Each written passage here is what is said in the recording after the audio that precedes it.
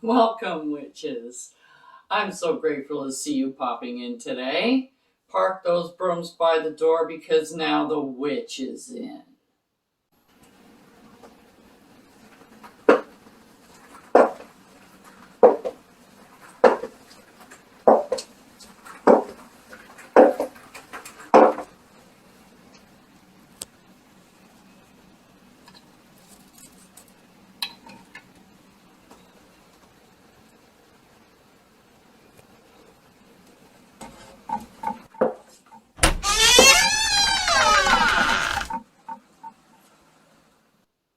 Blessed be.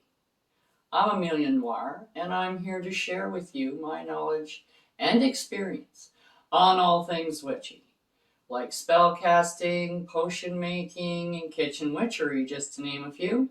So if that sounds like your cup of witch's brew, I'd highly suggest that you subscribe, and hit that notification button so you don't miss any witchy content.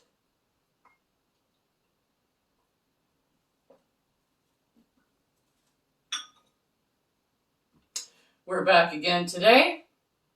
We're doing the air elemental oil.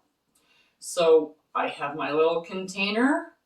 I have my olive oil as a carrier oil. I have some mastic oil, some lavender oil, and some lemongrass oil. So we're going to fill this up about halfway or so with our olive oil.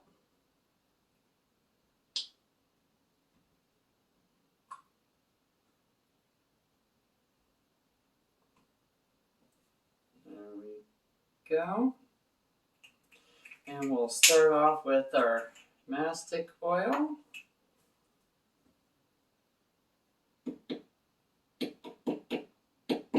This one doesn't want to come out.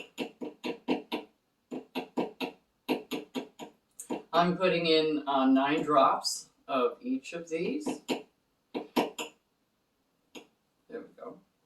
Now, mastic is kind of a fairly strong smelling oil. A lot of people think it's a really pungent type odor.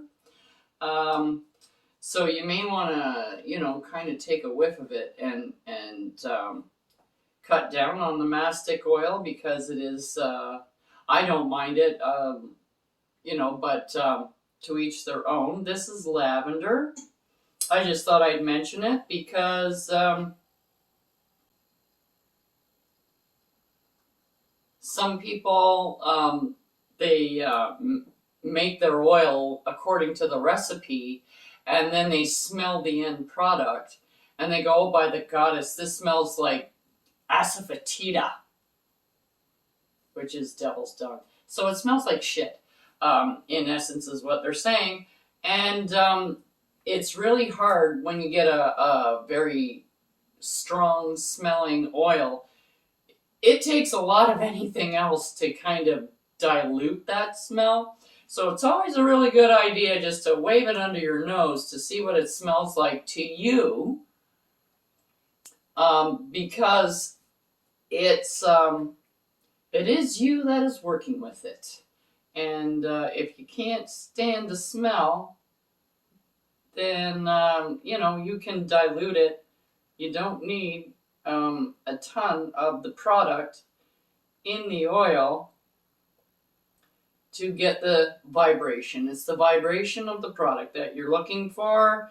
The smell is kind of secondary, but that helps you out. This doesn't want to come out now either. Come on. Sometimes, one more, just one more. There we go. And sometimes when you